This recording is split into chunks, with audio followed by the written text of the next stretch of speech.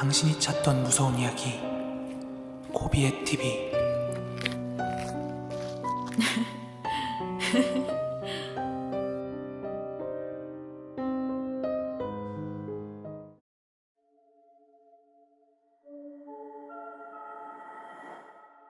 여러분들은 귀신의 존재를 믿으시나요? 아마 아무리 귀신 이야기를 좋아하시더라도 실제로 보고 겪고 한 게 아니라고 하면 아마 흥미거리로 생각하시는 분들이 더 많으실 것 같아요. 물론 아닐 수도 있어요. 다만 제가 그런 사람이었다는 걸 말씀을 드리고 싶었던 거고요. 하지만 이번 일을 겪고 나서는 저는 귀신이 100% 있다고 확신을 합니다. 때는 정확히 2000년도였고요. 당시에 저는 지방에서 서울로 올라와서 한 연립주택의 지하층에 살고 있었습니다. 3층짜리 연립주택에 있는 지하방이었는데 요즘 생기는 신축 반지하랑 달리 엄청 컨디션이 열악한 방이었어요. 화장실도 열린 마당에 있는 공용 푸세식 화장실을 이용해야 했고 창문도 건물 안쪽으로 들어가 있는 쪽창이라 빛도 잘 안 들고 또 방음도 잘 안 되고 문을 열어도 그 방충망 너머로 돌아다니는 사람의 발목 정도만 보일 그런 컨디션이었어요. 그때 저는 아주 젊고 돈 없는 학생이었기 때문에 그냥 아쉬운 대로 잘 살았습니다. 그 당시 저의 평일 스케줄은 학교 공부도 해야 됐고 또 동시에 아르바이트도 해야 됐기 때문에 항상 집에 돌아오면 좀 늦은 시간이었어요. 하지만 토요일은 어지간하면 집에 있으면서 TV를 보거나 아니면 친구를 만나러 가거나 그렇게 쉬는 날이었어요. 그러나 매주 토요일이면 저의 평온한 오후를 방해하는 존재들이 있었습니다. 그건 바로 동네 아이들이 골목을 뛰노는 소리였어요. 저는 이사 온 지 한 달도 안 돼서 창밖의 소리만 들으면 애들이 비비탄 총싸움 놀이를 하는지 얼음땡을 하는지 또는 깡통차기를 하는지 애들이 무슨 놀이를 하고 있는지까지 다 알 수 있을 정도였어요. 요즘처럼 저출산 세대도 아니었고 애들이 다 학원에 처박혀 있지도 않으니까 골목길에서 애들 얼굴 보는 거는 그렇게 어려운 일이 아니었죠. 하여간 당시 그런 동네 분위기 탓에 저도 하나 둘씩 동네에서 뛰어노는 애들 얼굴이 하나 둘씩 눈에 익더라고요. 그러던 어느 한 토요일 날이었습니다. 그날도 동네 아이들이 고래고래 소리 지르며 뛰노는 소리에 자연스럽게 눈이 떠졌습니다. 소리를 듣자 하니 오늘은 깡통차기를 하는 것처럼 들렸습니다. 참고로 그 당시 반지하 쪽창문은 방음이 하나도 안 됐습니다. 여러분 깡통차기 다 아시죠? 술래가 아닌 친구가 깡통을 멀리 차면은 술래가 그 깡통을 집어오는 동안 애들이 숨는 거예요. 그런 숨바꼭질 같은 게임인데 그렇게 깡통 차는 소리, 애들 뛰는 소리가 한참이나 들리더라고요. 그 소리들을 배경 삼아서 TV를 보고 있었는데 담배나 한 대 펴야지 하고 쪽창 쪽으로 다가가서 창문을 열었습니다. 그런데 저희 집 창문이 밖에서 보면 건물 안쪽으로 쑥 들어가 있어요. 그러니까 이 위쪽으로 건물이 지붕같이 돼 있는 거예요. 그러다 보니까 그 안쪽으로 먼지랑 모래 같은 게 되게 많거든요. 헌데 이 창문턱 안쪽으로 웬 아이가 몸을 쭈그리고 구겨놓고서는 창문을 여는 저랑 눈이 마주치더니 쉿 이러면서 신호를 주더라고요. 그래서 지금 이 꼬맹이가 깡통차기 하다 여기 숨었구나 하는 생각에 알았다고 이렇게 오케이 사인을 보내고 저는 그냥 밖으로 담배를 피러 나가기로 합니다. 옷을 챙겨 입은 저는 집 밖에 있는 열린 마당의 공동화장실 앞에 하수구 앞에서 담배를 피고 있었어요. 그리고 담배를 피던 중에 동기한테 술 먹자고 전화가 와서 저는 다시 집에 들려서 옷을 갈아입고 번화가로 나가게 됩니다. 그렇게 동기들을 만나서 술도 먹고 재밌게 놀다가 제가 동네로 돌아왔을 때는 이미 자정이 넘은 시간이었습니다. 집에 도착해서는 옷 다 벗어놓고 팬티만 딱 한 장 입고 담배를 피려고 창문 쪽에 가서 창문을 딱 열었거든요. 근데 그때 진짜 심장 떨어질 뻔했습니다. 오후에 저희 집 창문턱에 숨어서 쉿 이러고 있던 아이가 아직까지 거기 쭈그리고 앉아서 저를 쳐다보고는 쉿 이러는 거예요. 너무 놀란 저는 너 아직까지 집에 안 가고 거기서 뭐해? 이렇게 물었더니 쉿 안 돼. 나 들키면 안 돼. 이렇게만 대답하더라고요. 그래서 엄마 아빠 기다리니까 얼른 집에 가야지 이렇게 얘기했더니 대답은 안 하고 얘가 우는 건지 자는 건지 그냥 쭈그리고 앉아 이렇게 고개만 푹 숙이더라고요. 그래서 그 애를 집에다 데려다 주려고 밖으로 나와서 그 창문 쪽으로 걸어갔는데 그 아이가 온데간데 없는 거예요. 그래서 이거 진짜 귀신이 고칼 노릇이다 이렇게 생각을 하고 있었죠. 게다가 앞에서 말한 대로 동네 골목길에서 노는 꼬맹이들 제가 얼굴 대부분 알거든요. 근데 그 아이 얼굴 되게 낯선 거예요. 게다가 그 이후에도 골목길에서 한 번도 보지 못했습니다. 그리고 한 몇 주가 흘렀습니다. 그 좁은 지하방에서 친구 2명이랑 TV를 보면서 맥주를 마시고 있었습니다. 그러다가 친구들과 되게 자연스럽게 이야기의 주제가 무서운 이야기를 하게 됐고 저는 최근에 봤던 그 꼬마에 대한 이야기를 하게 됐습니다. 분위기를 엄청 무겁게 잡고 이야기한 건 아니었고 그냥 이런 일이 있었다. 되게 미스테리하더라. 이런 가벼운 뉘앙스 정도로 이야기를 했어요. 그리고 그날 밤이었습니다.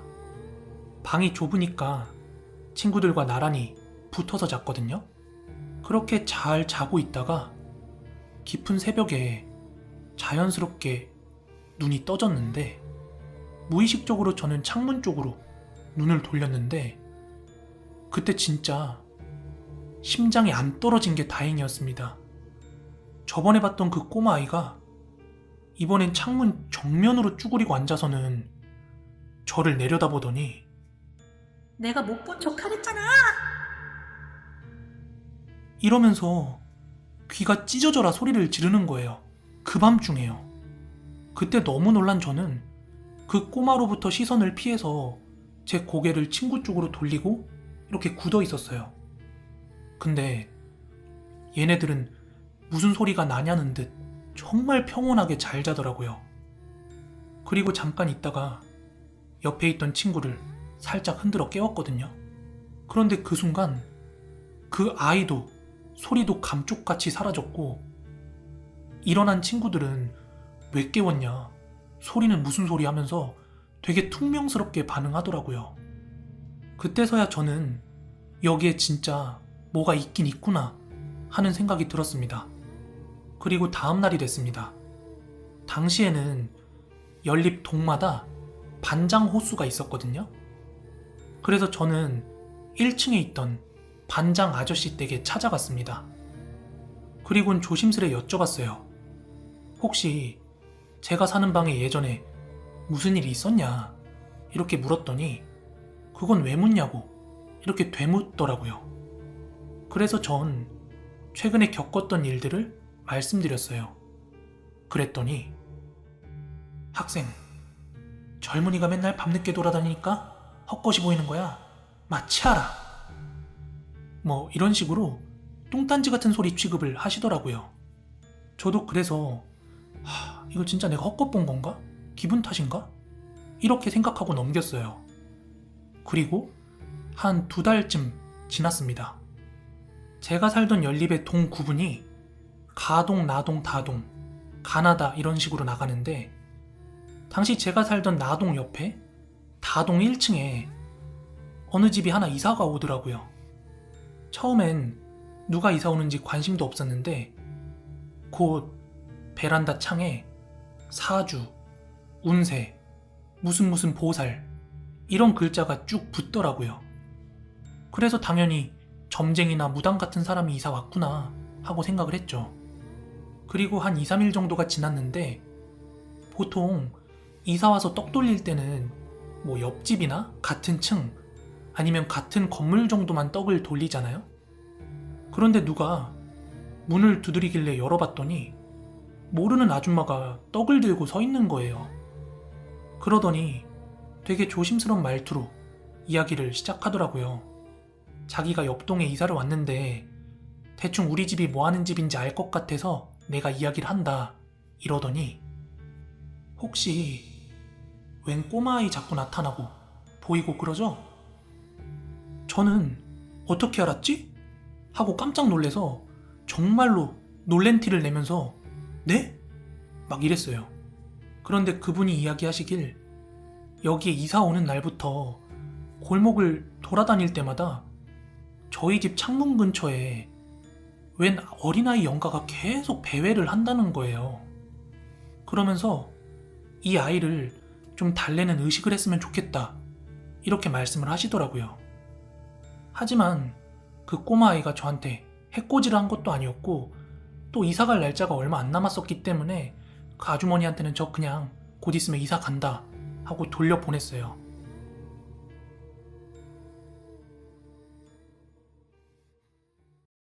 그리고 얼마 안 있다가 바로 이사 준비를 했습니다. 이사 당일날은 어차피 이삿짐이 많지 않아서 친구가 아버지 거 포터 트럭을 빌려와가지고 그걸로 짐을 옮겼어요. 그렇게 짐을 옮기던 중에 평소에 골목에 자주 걸어 다니시던 한 아주머니가 보이시는 거예요. 평소에 말도 한 번 안 섞었던 분인데 어차피 이사 나가는 마당이라 저는 그냥 말을 걸고 궁금했던 걸 여쭤봤어요. 아주머니 안녕하세요. 저 여기 반지하 살던 학생인데요. 오늘 이사 나가요. 그래서 그런데 혹시 예전에 이 집에 무슨 일이 있었어요? 이렇게 여쭤봤더니 이런저런 이야기 다 생략하고 결론적으로 제가 나간다니까 이야기해준다면서 말해준 사연이 대략 한 5년 전에 저희 집에 홀어머니와 살던 꼬마아이가 동네 아이들이랑 숨바꼭질을 하고 있었나 봐요. 그런데 이 아이가 연립 담장 옆에 세워진 큰 용달차 뒤에 숨어 있었나 보더라고요. 하지만 용달차 기사분이 차를 빼는 과정에서 앞에 있는 아이들만 확인했나 보더라고요. 그래서 앞에 세워진 차 때문에 후진을 해서 각을 만들다가 그만 용달차 뒤에 있던 그 아이를 밟고 만 것입니다.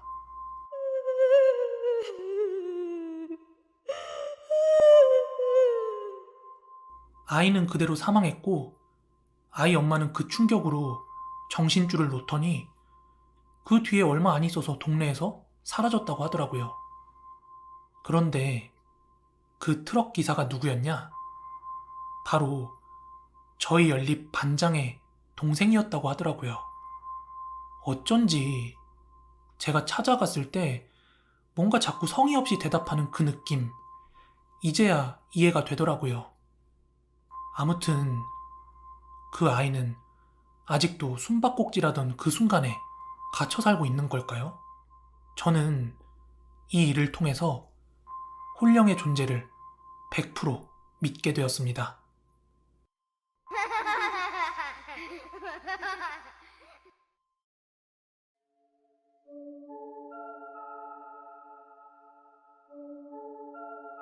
안녕하세요. 저는 공포방송을 즐겨보고 있는 평범한 30대 초반 직장인입니다. 오늘은 제가 실제로 고스트박스라는 장비를 사용해보고 겪은 소름 돋는 경험담에 대해서 이야기해볼까 합니다. 때는 2019년 연말이었어요. 저는 다니던 회사에 패기 넘치게 사직서를 제출하고 회사를 그만두게 되었습니다. 당연히 이직이나 재취업에 대한 걱정은 하나도 없었기 때문에 가능한 결정이었어요. 하지만 이게 웬걸? 2020년 초에 코로나라는 전 세계적 악재가 터져버리고 말았죠. 그로 인해서 저는 봄이 되면 재취업을 준비하려고 했는데 저희 업계가 완전히 그 코로나의 직격탄을 맞은 거예요. 네, 맞아요. 저는 여행업계 종사자였습니다. 그래서 거의 반강제적으로 백수가 되었고, 이런 상황이 오리라고는 전혀 생각지도 못했기 때문에 퇴사한 뒤에 여윳돈 있던 걸로 신차도 뽑고 막 노는데 쓰고 있었어요. 그러다 보니 당장 발등에 불이 떨어진 거예요. 게다가 장기화될 전망이라고 하니까 점점 불안해지더라고요. 저는 고정 지출을 줄여야만 했습니다. 그런데 진짜 운이 좋게도 그 당시 한 달에 80만 원씩이나 내고 살던 오피스텔이 딱 계약이 한 달 정도 남아 있었던 상황이었어요. 한 달 전에 미리 계약 연장 안 한다고 고지해야 되잖아요. 그래서 집주인한테 계약 연장 안 하고 방 빼겠다 그렇게 알리고 저는 급하게 50만 원 이하의 원룸들을 알아보기 시작했습니다.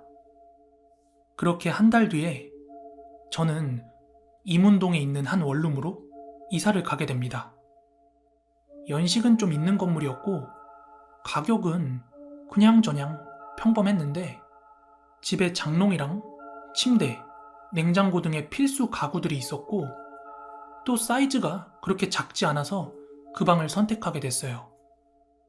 그런데 집주인 아저씨가 계약서 작성할 때 저한테 이런 얘기를 하더라고요. 총각, 청소는 다 된 집이니까 가구 위치 부산스럽게 옮기지 말고 그냥 써. 알았지? 이러시길래 그냥 네 알겠습니다 하고 말았어요.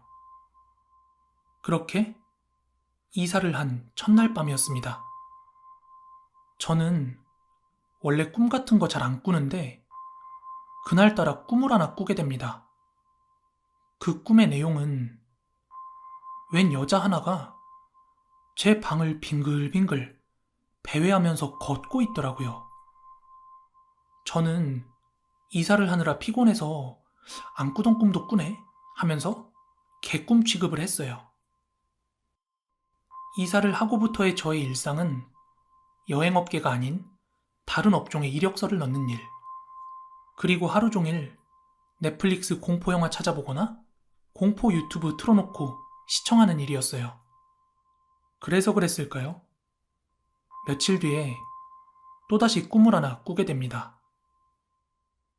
그런데 꿈에서 저번에 봤던 그 여자가 또 제 방을 배회하고 있더군요. 그런데 이번엔 방 한 구석에 놓여있던 장롱 앞에 멍하니 한참을 서 있더니 갑자기 서럽게 울기 시작하더라고요.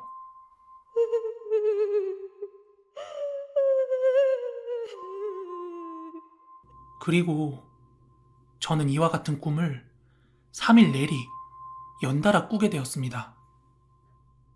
저는 공포 많이 하다 보니까 자연스럽게 이렇게 생각을 했어요. 평소에는 전혀 꾸지 않던 꿈에 똑같은 여자, 그리고 장롱 근처를 배회한다.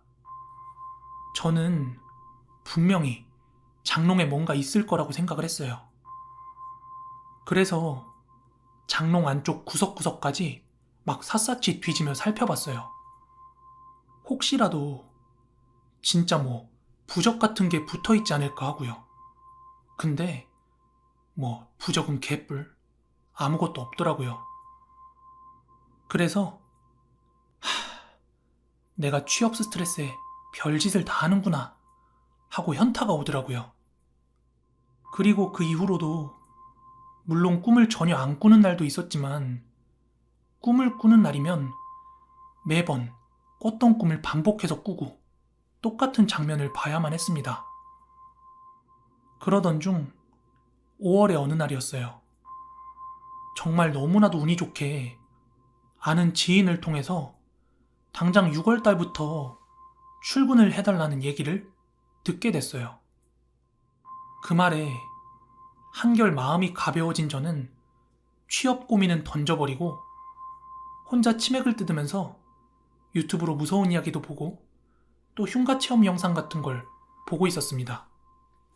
그렇게 영상을 보다 보니까 귀신한테 질문을 던지면 답변을 해주는 심령 장비인 고스트박스에 관심이 가더라고요. 원래 종종 유튜브에서 보던 장비였지만 보는 데서 그쳤지 제가 살 거라고는 생각도 못했어요. 하지만 최근에 계속되는 꿈도 찝찝하고 어차피 6월이면 일을 시작할 거니까 돈 걱정도 덜었겠다. 저는 호기심에 고스트박스를 한번 주문해봤습니다. 그리고 한 일주일이 안 돼서 주문한 고스트박스가 도착했습니다. 전 택배 상자를 확인하자마자 상자를 바로 뜯어서 고스트박스를 꺼내고 유튜브에서 봤던 것처럼 그걸 작동시켜 봤어요. 여기 누구 있어요? 당신은 죽은 사람이에요? 하지만 아무 대답도 들려오지 않았고 그저 칙칙거리는 잡음만 들려왔습니다. 에휴, 그럼 그렇지. 이게 될 리가 있나? 돈 버렸네. 하면서 스스로한테 또 한 번 현타가 왔어요. 그런데 결코 돈 낭비가 아니었음을 알게 된 건 바로 그날 밤이었습니다. 저는 그날 밤도 여지없이 꿈속에서 장롱 근처를 배회하며 울고 있는 그 여자를 한참이나 바라보고 있었습니다. 그러다 문득 꿈이었지만 이거다 싶어서 의식적으로 잠에서 깨어났습니다. 그리곤 핸드폰 후레쉬 불빛에 의존한 채로 책상 위에 있던 고스트박스를 켰습니다. 여기 있습니까? 왜 울고 있어요? 힘들어. 혹시 장롱에 뭐 있어요?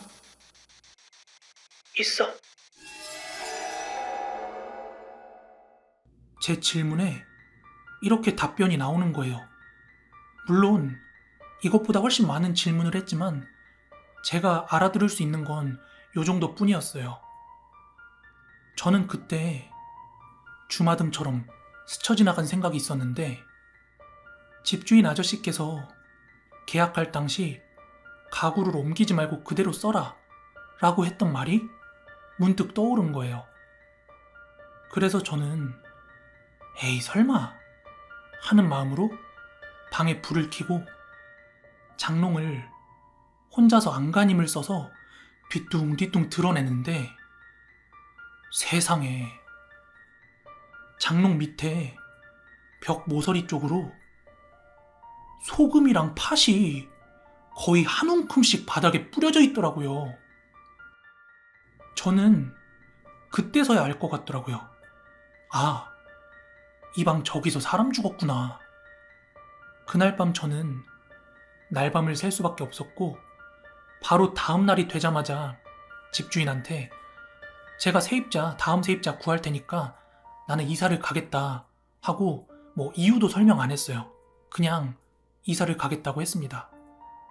그 일이 있고 나서 다행히도 저는 무탈하게 이사를 갔고 현재는 여행업이 아닌 다른 업종에서 일을 하고 있습니다. 그런데 정말 이 세상에는 과학적으로 설명할 수 없는 그런 무언가가 분명히 있는 것 같습니다. 겪어보니까 알겠더라고요.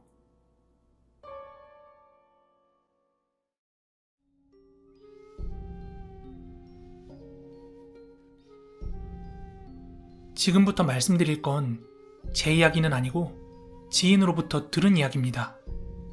저한테 얘기해준 지인의 시점에서 얘기해드리도록 하겠습니다. 제 친구 중에는 후각, 그러니까 냄새에 굉장히 예민한 친구가 하나 있는데요. 실명 얘기하면 안 되니까 가명으로 수지라고 하겠습니다. 수지는 저희 단짝 친구들 사이에서는 별명이 개코 아니면 탐지견 이렇게 불렸습니다. 친구들과 다 같이 엘리베이터에 타면 분명히 거기엔 아무도 없고 딱히 무슨 냄새를 못 느끼는데 이 수지는 오늘 여기 버버리 위켄드 뿌린 남자 탔었네 뭐 이러면서 그런 것까지 탐지를 한다든지, 그리고 아파트 단지나 주택단지 지나다니다가 수지가 누가 치킨 시켰나? 뭐 이런 얘기를 하면은 그 가다 보면은 막 배달 오토바이 서 있고 뭐 그 정도로 굉장히 작은 냄새에도 예민하게 반응을 합니다. 그러다 보니까 예전에 학창시절 때도 자기가 아무리 화장실이 급해도 막 화장실이 붐비거나 아니면 곧장 누군가가 나온 칸에는 절대 들어가지도 않았어요. 냄새에 스트레스를 많이 받는 스타일이었습니다. 그래서 수지한테 네가 가장 좋아하는 향이 뭐야? 하고 물어보면 다른 사람들은 뭐 아로마 향이 좋아, 뭐 나는 비누 향이 좋아 이렇게 대답이 나오는데 수지는 나는 그냥 무향이 제일 좋아, 아무 냄새 안 나는 거, 뭐 이렇게 항상 대답을 해요. 뭐 그렇다고 냄새에 예민하다고 해서 일상생활이 안 될 정도로 그런 병적인 상태는 전혀 아니었습니다. 아무튼 그러던 어느 하루였습니다. 수지의 직장 동료 중 하나가 매일같이 왕복 2시간을 직장에 왔다 갔다 하는 게 너무 힘들어서 직장 근처로 한 반지하방을 얻었다고 했대요. 반지하방이었지만 투룸인데다가 창도 크게 나 있어서 그렇게 답답하지 않다고 잘 구했다고 만족해 했대요. 그래서 한 번은 회사에 마음 맞는 직원들끼리 뭐 휴지랑 과일 같은 거 좀 사가지고 집들이차 퇴근하고 나서 그 집에 한번 방문을 했대요. 물론 그 자리엔 수지도 있었습니다. 그렇게 4-5명의 직원들이 다 같이 그 동료의 집으로 들어갔고 이제 막 퇴근하고 온 직후라서 그 집주인 동료분께서는 막 급하게 과일도 깎고 주스도 내다주고 그랬답니다. 그리고 그 집에 방문한 다른 직원분들은 야, 뭐 반지하답지 않게 괜찮게 잘 구했다. 뭐 이 집 얼마야? 뭐 이런 질문들을 하면서 뭐 방 잘 구했다 이렇게 칭찬을 하고 있었대요. 하지만 수지는 영 불편했답니다.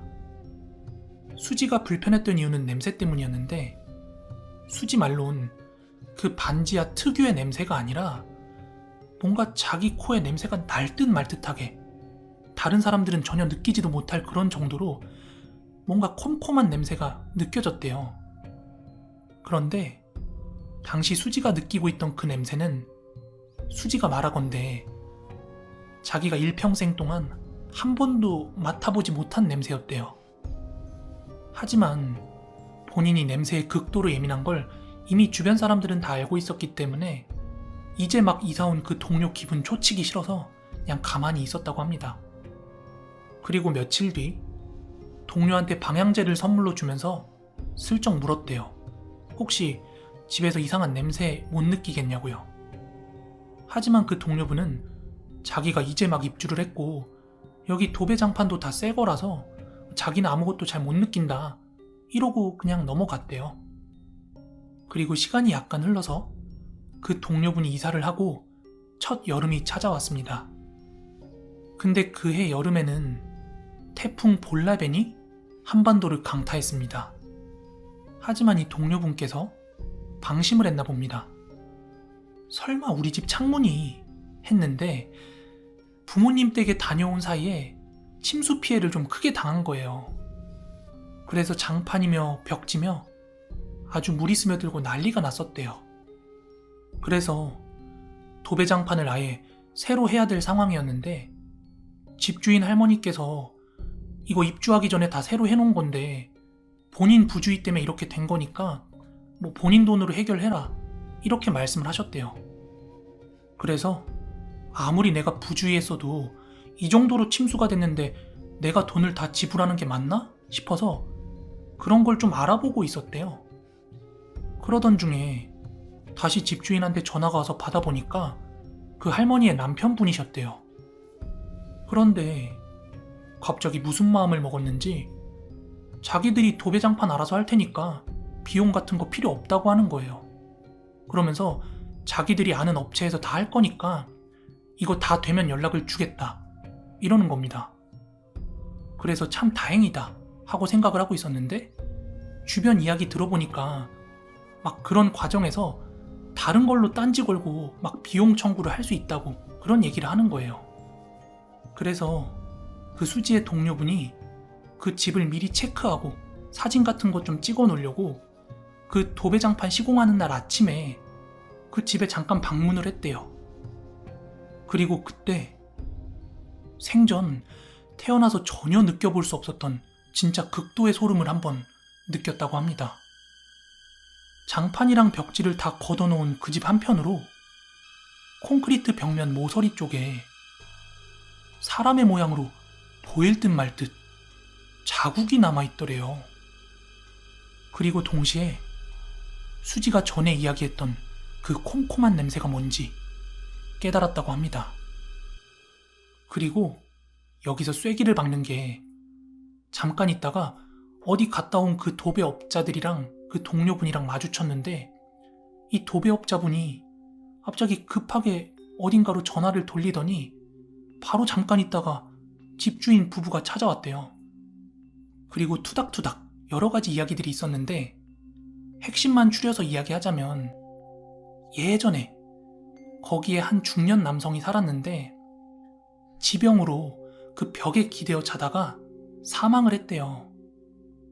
요즘이야 그런 사망 현장 전문으로 청소하는 특수 청소업체들이 많이 알려져 있지만 그때만 하더라도 게다가 그 노부부들은 그런 거 알 수가 없었죠. 그래서 일반 청소업체 부르고 냄새가 안 빠지니까 장의사한테도 맡기고 그렇게 여러 차례 청소를 시도를 했나 봅니다.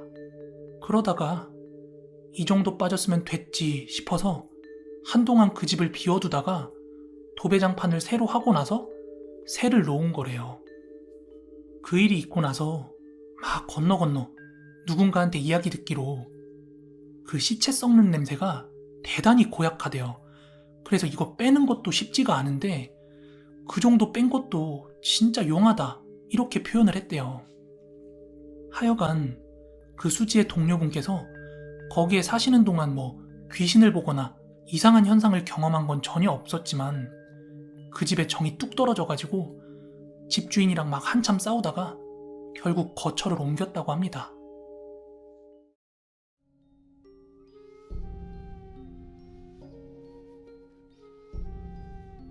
저는 예전에 한 3개월 정도 경기도에 있는 갈빗집에서 아르바이트를 한 적이 있습니다. 워낙 바쁘고 장사가 잘 되는 가게라 사장님께서 월말에 꼭 한 번씩은 아주 질 좋은 고기로 직원들 회식을 시켜줬습니다. 저는 애초에 알바를 시작할 때 3개월만 단기로 하기로 했기 때문에 그때가 3개월째 마지막 회식 날이었는데요. 그때 주방에 계시던 왕이모께서 저한테 되게 흥미로운 이야기를 해주셨습니다. 너 사장님이 일주일에 한 번 가게 앞에 쌀밥이랑 반찬 내다 놓는 거 왜 그런지 모르지? 당시 사장님께서는 일주일에 한 번 정도 공깃밥이랑 밑반찬 몇 가지 해가지고는 가게 앞에 놔두곤 했습니다. 알바 시작한 지 얼마 안 됐을 때 저는 사장님께 그거 왜 그런 거냐고 여쭤봤지만 그냥 고시래 같은 거라고만 대답을 하셨어요. 그래서 그냥 그런가 보다, 장사 잘 되라고 하는 건가 보다 생각을 하고 있었죠. 하지만 이모님의 말씀을 들어보니까 전혀 다른 이유였습니다. 가게가 꽤 오래된 가게였는데 주방 이모는 총 3분이셨고 그중 왕 이모는 가게 오픈 초기 때부터 함께 하셨다고 합니다. 그래서 저한테 가게 오픈 당시 이야기를 해주셨습니다. 처음 며칠은 가오픈 상태로 운영을 하다가 그날은 가게를 정식으로 오픈하는 날이었다고 합니다.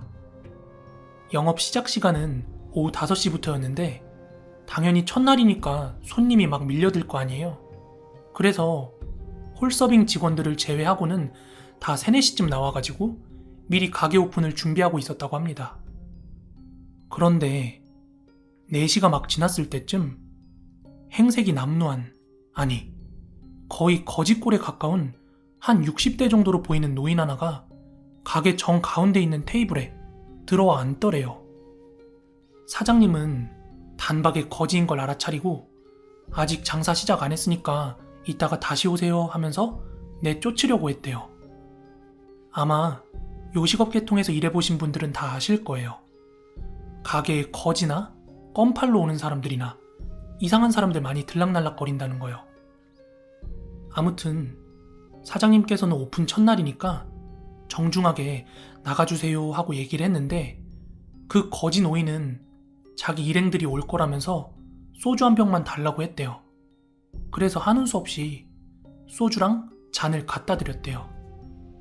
그리고 그 거지 노인은 스스로 소주를 한 잔 따라서 마시더니 그 잔을 다시 한 잔 채워놓고는 테이블 위에 올려놓고 멍하니 한참을 바라보고 있더랍니다. 그러니까 사장님은 분위기상 센 거지에 일행은 당연히 없을 거고 곧 있으면 5시 오픈 첫날인데 가게 이미지도 있고 하니까 도저히 안 되겠더랍니다. 그래서 어르신 이거 술값 안 받을 테니까 그냥 나가주세요 하면서 억지로 일으켜가지고는 가게 밖으로 내보냈대요. 그리고 그 거지 노인도 뭐 큰 저항이 전혀 없었다고 합니다. 그렇게 가게를 정식 오픈하고 며칠 동안은 할인 이벤트 같은 것 때문에 정말 정신없이 사람들이 붐볐다고 합니다. 그리고 가게가 점차 안정되어 갈 때쯤이었대요. 저녁에는 홀서빙이랑 카운터 볼 수 있는 알바들이 다 나와 있고 주방 이모들도 다 이제 숙련이 됐기 때문에 사장님께서는 볼일을 보려고 잠깐 가게를 비우셨다고 해요. 그리고 사장님이 다시 가게로 돌아왔을 땐 또 가게 정중앙에 그때 봤던 그 거지 노인이 정말 보기 싫게 또 자리 차지하고 앉아있더랍니다. 그렇게 사장님이 가게로 들어오시자 알바생들은 사장님한테 가서 자기들도 모르게 어느샌가 그 거지 노인이 앉아있었고 주문을 받으려고 했더니 나 그냥 소주 하나만 주쇼. 그러곤 저렇게 한참을 앉아있더라며 사장님한테 설명을 했대요. 그러자 사장님은 그 노인에게로 다가가 팔을 붙잡고 일으켜 세우시면서 아이 어르신 저희 장사해야 되는데 왜 이렇게 자꾸 찾아오십니까? 얼른 나가세요.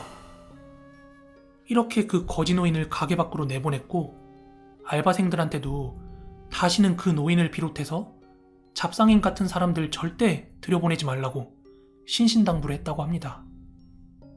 그리고 그 뒤로도 그 거지 노인은 가게를 여러 차례 찾아왔지만 문전박대 당했다고 합니다. 그리곤 한 1년 정도 지나고 나니까 그 노인이 더 이상 찾아오지도 보이지도 않았다고 하네요. 그러던 어느 날이었대요. 장사 시작 전 사장님은 가게 문만 열어놓고 외출을 하셨고 가게에는 주방 이모들밖에 안 계셨다고 합니다. 그때는 가게 오픈까지 시간이 조금 남아있어서 이모님들께서는 허기를 좀 달래고 일을 시작하자고 주방에서 반찬 몇 가지랑 된장찌개를 끓여가지고 홀에서 그렇게 다 같이 식사를 하고 있었대요. 그런데 한창 식사 중에 아무도 없는 주방에서 냉장고 열리는 소리가 나서 고개를 돌려보니까 주방과 홀을 나누는 그 공간 사이로 그 거지 노인이 활짝 웃으면서 입에 식재료를 막 쑤셔넣는 게 보이더랍니다. 그래서 왕이모가 식사하다 말고 너무 놀래가지고 주방으로 후다닥 뛰어갔는데 그 주방으로 돌아가는 그 사이에 그 노인이 온데간데 없이 사라졌답니다. 근데 거기 있던 이모님 3분이 전부 동시에 그 거지 노인을 목격했고 사라지는 것 또한 목격을 했기 때문에 이모님들은 생각을 했죠. 아, 저거 귀신이고 그 양반 어디 가서 객사했구나 하고요. 그런데 진짜 문제는요. 하루가 지나고 나서였대요. 그 전날 멀쩡히 다녀갔던 손님들 중 2-3팀이 여기서 식사를 하고 탈이 났다면서 사장님한테 항의성 전화가 온 거예요. 전혀 예상치 못한 그런 문제가 생기니까 스트레스 받은 사장님께서 괜히 주방 이모들한테 주방 위생관리 잘하라고 막 그렇게 잔소리를 쏘아붙이신 거예요. 그런데 평소에도 주방 이모들께서는 맡은 일 잘하고 있는데 간간히 잔소리 늘어놓던 사장님 때문에 그날 왕이모가 좀 화가 나가지고 투덜투덜 거렸대요. 그리고 내친 김에 어제 봤던 그 거지 노인 이야기를 하면서 가게 앞에 밥이나 술이라도 좀 뿌려라 이렇게 일러줬대요. 귀신이 사람 음식에 손대면 문제 생긴다고 하면서요. 하지만 그 말을 들을 사장님이 아니었죠. 그리고 한 보름 뒤였나? 진짜 크게 난리가 한번 났대요. 식당에 다녀갔던 손님들 대여섯 팀이 여기서 먹고 자기들이 탈이 났다면서 사장님한테 치료비 물어라, 인터넷에 올리겠다, 하여간 난리가 난 거예요. 그래서 그날 사장님은 연신 전화기로 죄송합니다, 보상해드리겠습니다, 노여움 푸세요, 막 이러면서 연신 사과를 했다고 합니다. 그리고 가게 오픈 시간이 되어서야 출근한 홀서빙 알바생이랑 직원들은 그때서야 가게에 그 난리가 있었다는 사실을 알게 되었죠. 그런데 그때 홀서빙 직원 중 나이가 가장 많은 직원 하나가 사장님한테 슬쩍 이야기를 꺼냈대요. 손님들 배탈 소동이 나기 이틀 전 밤이었다고 해요. 사장님이 밖에 볼 일이 있어서 그 직원분한테 가게 마감하고 문 좀 닫고 가달라고 그렇게 부탁을 했대요. 그래서 그날 밤 장사를 마치고 주방 이모랑 다른 알바생들 다 퇴근한 뒤에 마감 청소까지 하고 문을 닫으려고 불을 다 껐는데 주방에서 부스럭거리는 소리가 나서 뭔가 하고 불을 켜봤더니 그 거지 노인이 활짝 웃으면서 막 식재료를 입에다 쑤셔넣고 있더랍니다. 그분은 그 전에 이모들에게 들은 이야기가 있어서 저거 귀신이구나 하는 생각에 가게 안으로는 못 들어가고 한동안 밖에 서 있다가 다시 주방을 봤을 때 노인은 사라져 있었고 주방을 확인하러 갔을 땐 냉장고며 식재료며 다 멀쩡했다고 하네요. 그래서 이 직원분은 그 두 번의 소동이 단순히 우연이라고만은 생각을 하지 않았기 때문에 사장님한테 말씀을 드렸던 거고요. 하지만 사장님은 그게 말이 되냐면서 전혀 믿질 않았습니다. 그리고 그날 손님들 배탈 소동 때문에 더 장사를 하기가 부담스러웠는지 가게 문을 일찍 닫고 직원들 퇴근시킨 뒤에 사장님이 직접 주방 위생을 확인하셨대요. 그리고 마지막으로 의심 가는 부분이 있어서 불을 끄고 가게를 지켰다고 합니다. 그런데 불을 끄고 가게를 조용히 지키고 있던 중에 주방에서 부스럭거리는 소리가 나길래 사장님이 그럼 그렇지 이놈의 쥐새끼들 하면서 불을 딱 켰는데 보고야 말았죠. 그 거지 노인을. 그 일이 있고 나서 사장님이 생각을 고쳐먹고 이모들의 말을 들어 밥과 반찬 몇 가지를 그렇게 가게 앞에 놔두는 거라고 하셨어요. 그리고 그 뒤로 되려 식당이 맛있다고 입소문이 나면서 손님들이 문전성시를 이뤘고 그리고 사장님도 뭔가 깨달은 게 있었는지 그 뒤부터 지금까지 쭉 직원들 회식도 잘 시켜주고 정말 친절하게 사람들한테 잘 했다고 합니다.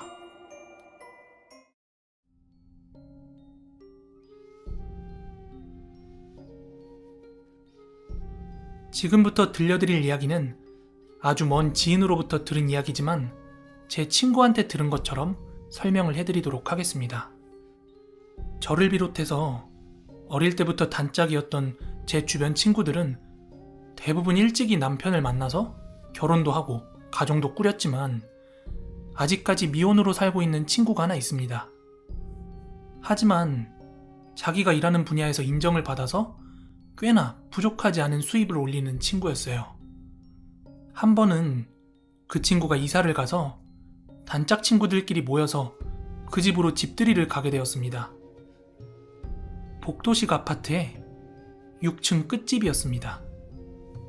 거실 하나에 방 2개짜리 집이었지만 혼자 살았기 때문에 전혀 부족함이 없었고 방 하나는 침실, 하나는 옷방으로 해서 쓰더라고요. 무엇보다도 집이 남향이라서 그렇게 큰 집은 아니었지만 시원시원하게 되게 넓어 보이고 빛도 잘 들었어요. 집들이 같이 왔던 친구들은 집 잘 구했다 하면서 칭찬 일색이었습니다. 다만 그 집주인 친구는 막상 며칠 살아보니까 방음이 생각보다 안 돼서 그런지 이웃집 남자들이 밤에 막 조금 웅성웅성거리는 소리 들리는 거 말고는 뭐 그래도 혼자 살기에는 전혀 부족함이 없다, 만족한다 이러더라고요.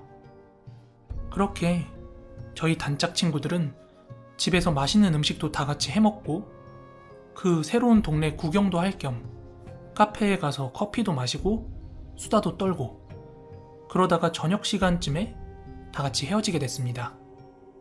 그리고 저희가 집들이를 한 지 한 달쯤 지났을 때였어요. 그 이사를 갔던 친구가 저한테 전화를 걸어서 막 투정하고 하소연을 하는 거예요. 내용을 들어보니 자기 집 맞은편에 웬 남자가 하나 산대요. 그런데 빨래를 널러 베란다에 나가거나 가끔 날이 좋아서 창문 쫙 열고 밖을 보고 있으면 그 건너편에 사는 남자가 자기를 바라보고 있다는 거예요. 사실 거리가 아주 가까웠던 건 아니었기 때문에 진짜 나를 보는 건지 아니면 내 주변 어딘가를 보는지 모르겠지만 미동도 없이 가만히 서서 멀뚱멀뚱 그렇게 바라보는 게 괜스레 엄청 찝찝하더래요. 그래서 그 남자가 뭔가 우리 집안을 들여다보는 것 같은 느낌이 들어서 매일 의식적으로 커튼을 닫게 된다는 거예요. 그래서 저는 정 그렇게 신경 쓰이고 열받으면 그 집 찾아가서 한번 이야기해보는 건 어떻겠냐 이렇게 얘기했더니 내가 괜한 오해를 하는 거일 수도 있고 혹여나 여자 혼자 사는데 해코지를 당할까봐 선뜻 그러지 못하겠다고 하더라고요. 하여튼 얼마간 커튼도 제대로 못 열고 지내던 친구가 하루는 자다가 목이 말라서 물을 마시려고 거실로 나갔대요. 근데 자기 전에 본인이 커튼 치는 걸 깜빡해가지고 물을 다 마시고 커튼을 닫고 방에 들어가려고 했는데 커튼을 닫으려고 그 베란다 창 쪽으로 갔더니 그 맞은편 건물에서 그 늦은 밤에 그 남자가 자기 집을 쳐다보고 있더래요. 그래서 친구는 그때부터 진짜 열이 받은 거예요. 이게 내가 괜한 오해가 아니라 저 사람이 진짜 우리 집을 쳐다보는구나 하고 확신이 들어서 뿔이 잔뜩 난 친구는 다음날 날이 밝자마자 그 집에 찾아갔습니다. 그 집에 찾아간 친구는 너무 열이 받아서 초인종도 안 누르고 문을 쿵쿵쿵 두드렸대요. 그랬더니 그 집에서 남자가 하나 나오더니 친구의 얼굴을 보고 아 이러더래요. 아? 친구는 너무 열받아서 아니 당신 맨날 왜 우리 집 쳐다보냐 불편해 죽겠다 내가 당신 때문에 이러고 살아야 되냐 변태냐 뭐냐 이러면서 막 그 사람한테 따졌대요. 그랬더니 그 남자가 전혀 당황한 기색도 없이 막 껄껄 웃더랍니다. 그 모습을 보고 친구는 더 열이 받아서 속으로 확 쥐 뜯어버릴까 이렇게 생각을 하고 있는 찰나 그 남자가 웃음을 멈추더니 아유 오해할 만도 했습니다 이러면서 자기소개를 하는데 본인이 무당이라는 겁니다. 이게 무슨 뜬금없는 전개인가 싶어서 그래서 뭐요? 하고 말했더니 그 무당이 밤에 되게 시끄러울 건데 잠은 잘 자요? 대뜸 이렇게 묻더랍니다. 그래서 아직 분이 풀리지 않은 친구는 다소 까칠하게 아니 그건 왜요? 하고 다시 물었더니 그 박수무당이 자초지종을 설명하더랍니다. 자기가 지금 이 집에 3년째 살고 있는데 당신, 그러니까 제 친구가 이사 오기 전에 거기에 한 남자가 살았다. 다른 집은 모르겠는데 유독 그 집이 눈에 밟히는 게 강한 귀기가 느껴졌지만 거기 살던 그 남자가 기운이 세서 그런지 별일이 없어서 그냥 놔뒀다. 하지만 당신이 이사 오고 나서 우연찮게 베란다 창을 보고 왜 그런지 알게 되었다. 이랬대요. 그러면서 대낮인데도 당신을 따라 웬 남자 귀신 한 놈이 뒤따라 다녔고 밤이 되자 그 한 놈뿐만 아니라 여러 놈들이 활개를 쳤다. 혹시라도 해코지 할까봐 일부러 그 녀석들을 관찰하고 있었던 거다. 이랬다는 거예요. 그래서 그 말을 듣고 기분이 조금 싸해진 친구는 그게 정말이냐? 혹시 당신 이 상황 넘어가려고 막 아무 이유나 만들어대는 거 아니냐? 이렇게 얘기했더니 내 말이 진짠지 아닌지는 곧 알게 될 거고 내 생각에 아마 저 정도면 이미 느끼고 있을지도 모를걸요? 이러더래요. 하여간 좀 젊은 박수무당이라 그랬는지 쳐다봤던 거 미안하다고 하면서 이거라도 좀 가져가라 이러면서 부적을 몇 장 쥐어줬대요. 집에 있는 문마다 위쪽으로 하나씩 붙여놓으라면서요. 화가 좀 가라앉은 친구는 그제서야 그 남자의 집안에서 흘러나오는 향냄새를 느낄 수 있었고 이 남자가 무당 행세를 하는 건 아니구나, 진짜 무당이구나 하고 깨달았대요. 그렇게 집으로 돌아온 친구는 어차피 그 이전에도 아무 일도 느끼지 못하고 있었기 때문에 있어도 그만, 없어도 그만이란 식으로 방에 있는 문 위로 부적을 하나씩 붙여놨대요. 그리고 그날 뒤로 맞은편 그 무당집 남자도 자기 집을 더 이상 쳐다보지 않았대요. 그렇게 아무 일 없이 3개월 정도 시간이 흘렀대요. 어느 주말 오후 따사로운 햇살을 받으면서 거실에서 TV를 보고 있었다는데요.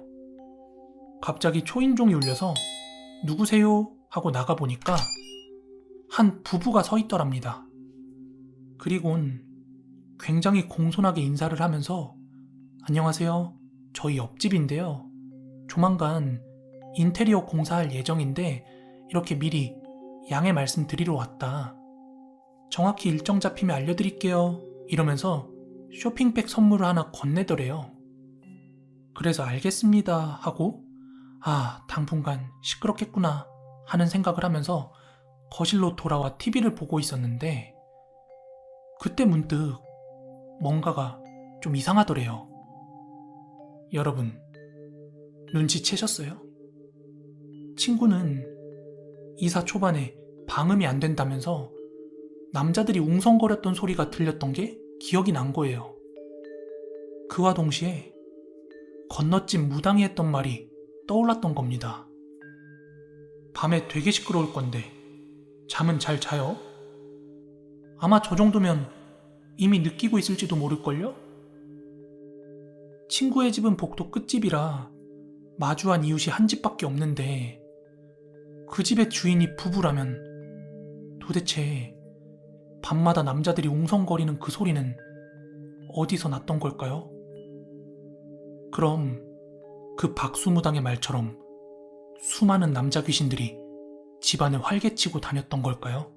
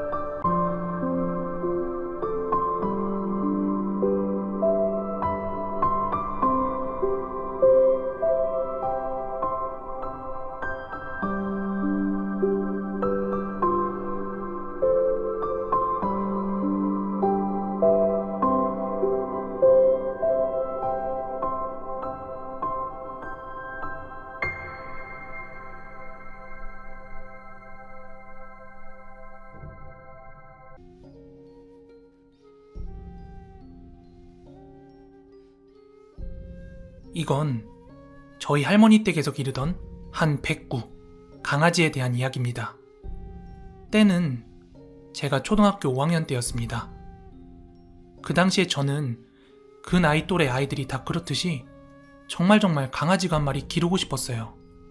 게다가 저랑 단짝이었던 친구 집에는 귀여운 시추 강아지를 한 마리 기르고 있어가지고 그 당시에 강아지를 기르고 싶었던 저의 열망은 진짜 하늘을 뚫고 나갈 기세였습니다. 하지만 저희 부모님께서는 집에 강아지를 기르는 걸 절대 허락하지 않으셨습니다. 그리고 제가 초등학교 5학년 여름방학 때였는데요. 저희 할머니 댁이 경주 시골이었는데 방학을 맞아서 할머니 댁에 놀러 가게 되었습니다. 그렇게 아빠 차를 타고 오랜 시간 운전을 해서 할머니 댁에 도착을 했는데 이게 웬걸? 마당에 들어섰는데 웬 백구 강아지 한 마리가 있는 거예요. 완전 새끼는 아니었고 한 몇 개월 정도 된 백구였습니다. 할머니네 이웃마을 어느 집에서 강아지가 새끼를 많이 낳았나 봐요. 근데 자기들 그거 다 못 기른다고 거의 반강제적으로 한 마리씩 여기저기 나눠줬나 봐요. 그래서 저희 할머니 할아버지도 싫다 했는데 막 어거지로 막 주듯이 그래가지고 데려다 키우고 있는 거라고 하셨어요. 저는 아무 기대도 안 하고 있었는데 할머니네 집 마당에 그 똘망똘망한 강아지가 있으니까 귀여워서 어쩔 줄 몰라 했죠. 그런데 대부분 시골개들이 마당에 집이 있고 또 목줄에 묶여서 지내잖아요. 저는 그 강아지가 너무 귀여워서 당장 목줄을 풀고 동네 산책을 나갔습니다. 저는 이 백구를 똘이라고 불렀는데 보통 시골개들은 낯선 사람들 보거나 처음 본 사람들 보면 막 짖잖아요. 근데 얘는 그런 시골개답지 않게 저도 엄청 좋아했고 돌아다니다 마주치는 사람들 보면은 좋아서 어쩔 줄 몰라 하는 거예요. 하여튼 할머니네 집에 놀러 가면 시골이라 뭐 딱히 할 게 없었는데 이 똘이 덕에 굉장히 즐거운 시간을 보냈습니다. 하지만 만남이 있으면 헤어짐도 있는 법. 집에 가는 날 막 엄마 아빠한테 똘이 데려가고 싶다고 그렇게 막 울고불고 보챘지만 이 똘이는 다 성체가 되면 커질 강아지였기 때문에 택도 없었습니다. 그렇게 집으로 돌아온 저는 텔레비전이나 길거리에서 똘이 비슷한 강아지만 봐도 똘이 생각에 막 어쩔 줄 몰라 했어요. 진짜 일명 똘이 아리를 했습니다. 그렇게 하루하루가 길게 느껴질 정도로 되게 그리워했는데 곧 겨울방학이 찾아왔습니다. 그리고 이번 겨울방학 때도 부모님께서 할머니 댁에 한 2박 3일 정도 놀러 간다고 하셔가지고 저는 와 이제 똘이 보는구나 하고 잔뜩 신이 나 있었습니다. 그렇게 저희 가족이 다 같이 경주에 내려갔던 그날은 가볍게 눈발이 흩날리는 날이었어요. 할머니네 집에 도착해서 거의 반년 만에 만난 똘이는 어엿한 성견의 모습을 갖추고 있었고 저를 보고도 되게 오랜만에 봤는데 반갑다는 듯이 꼬리를 치면서 굉장히 반겨줬습니다. 그래서 저는 할머니 할아버지께 얼른 인사를 드리고 기다렸다는 듯이 똘이와 함께 산책을 나갔습니다. 할머니네 집에서 정면으로 쭉 나와서 오른쪽으로 코너를 돌아 나가면 강아지랑 굉장히 걷기 좋은 논길 비슷한 게 나오거든요. 그래서 그쪽 논길로 향하던 중이었습니다. 근데 그 오른쪽으로 돌아 나가는 코너에 집이 하나 있는데 그 집 대문 앞에 한 중년 아저씨가 나와가지고는 담배를 피고 있는 거예요. 그런데 그때 사람만 보면 좋아서 꼬리치던 똘이가 그 아저씨를 막 올려다보면서 맹렬하게 짖기 시작하는 거예요.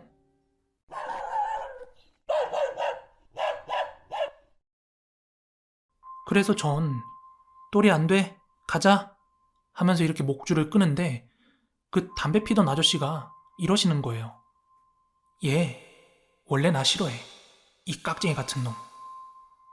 그래서 그런가 보다 하고 지나갔는데 시골길 걷다가 마주친 다른 할머니 할아버지들한테는 뭐 그냥 지나가거나 막 꼬리를 치거나 그러는 거 있죠. 그렇게 똘이랑 한참 좀 돌아다니다가 날이 쌀쌀해져가지고 그만 집에 돌아가야지 하고 돌아가던 중이었어요. 그런데 이번에 돌아가는 길엔 아저씨도 없고 아무도 없는 그 코너집 앞에서 막 화풀이 하듯이 또리가 막 짖는 거예요. 그래서 저는 할머니 집으로 돌아와서 또리를 계집에 묶어놓고는 할머니 할아버지한테 여쭤봤어요. 혹시 저기 코너집에 있는 그 아저씨가 또리 괴롭히냐고요. 그런데 할머니가 말씀하시길 또리가 원래 그랬던 건 아닌데 언젠가부터 그 아저씨만 보면 그렇게 짖더래요. 원래 또리가 낯선 사람이 집에 방문을 해도 경계하기는커녕 꼬리 흔들고 막 좋아라 하니까 할머니께서는 저거 밥값 못한다고 그렇게 막 핀잔 주고 그랬었는데 그 아저씨가 농기계를 한번 빌리러 온 적이 있었는데 그때 또리가 막 엄청 공격적으로 짖어대길래 야, 드디어 저놈이 밥값 하려 하는구나 했던 기억이 있대요, 할머니가. 아무튼 할머니네 집에서 머물렀던 그 짧은 기간 동안 항상 또리랑 밖으로 나갈 때면 그 집을 보고 그렇게 사납게 짖어대더라고요. 그 뒤로 제가 6학년에 올라가던 해에는 부모님들의 일이 워낙 바빠가지고 뭐 방학이건 명절이건 고향에 내려가지 못했습니다. 그러다가 제가 중학교 1학년에 올라갔을 때야 다시 경주 할머니 댁에 내려갈 수 있었는데요. 다시 놀러간 할머니 댁엔 복날 잘 견디고 여전히 또리는 건강하게 있더라고요. 다만 한 가지 좀 바뀐 풍경이 있었습니다. 그 코너에 아저씨가 살던 집 있죠? 그 집이 흡사 우리가 알고 있는 폐가처럼 되어 있더라고요. 집이 막 허물어지고 그런 건 아닌데 막 풀이 잔뜩 자라 있고 관리가 안 되는 것처럼 보였어요. 그래서 부모님도 저도 궁금하니까 뭐 그 집 살던 사람은 도시로 떠났냐 뭐 이렇게 할머니한테 여쭤봤더니 할머니가 말씀하시길 정말 멀쩡하고 건강하던 그 집 아저씨가 그 집 마당에서 갑자기 쓰러져 죽었대요.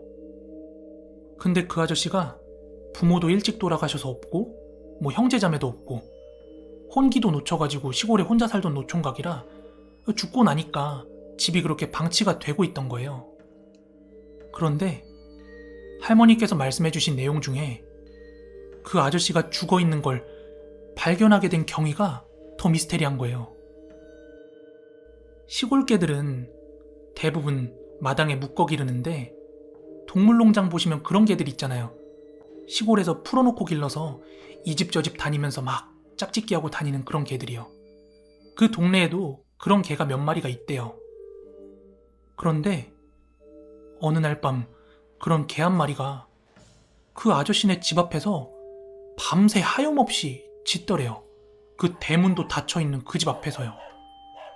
근데 윤석이 밤새 그렇게 짖어대니까 이웃집 할아버지가 뭐 외지인이 왔거나 도둑이 들었나 싶어가지고 이게 나와봤다가 얘가 그 대문 앞에서 막 그렇게 짖고 있으니까 야, 들어가 하면서 이렇게 발로 툭툭 건드렸는데 얘가 도망가지 않고 계속 짖더래요. 그 대문 앞에서. 그러니까 이 개가 평소랑 같지 않으니까 그 아저씨가 뭔가 하고 그 담장 너머로 이렇게 슬쩍 들여다봤는데 그 아저씨가 마당에 그대로 쓰러져 죽어있더라는 거죠. 그런데 되게 희한한 게 뭔 줄 알아요? 할머니한테 그 이야기를 듣고 또리 데리고 산책을 나가는데 원래 그 집만 보면은 화풀이 하듯이 짖던 또리가 그 집이 있는지 없는지 신경도 안 쓰고 그냥 잘 지나가는 거예요. 저는 아직도 궁금한 게 또리도 그렇고 그 동네 개도 그렇고 과연 그 아저씨의 미래를 예측해서 짖었던 걸까요? 아니면 그 아저씨 주변에 있던 귀신이나 안 좋은 기운을 느껴서 짖었던 걸까요? 아무튼 이런 일을 겪고 나서 개나 고양이 같은 동물이 사람이 보지 못하는 거나 느끼지 못하는 걸 보고 느낀다는 그런 이야기를 어느 정도 믿게 되었습니다.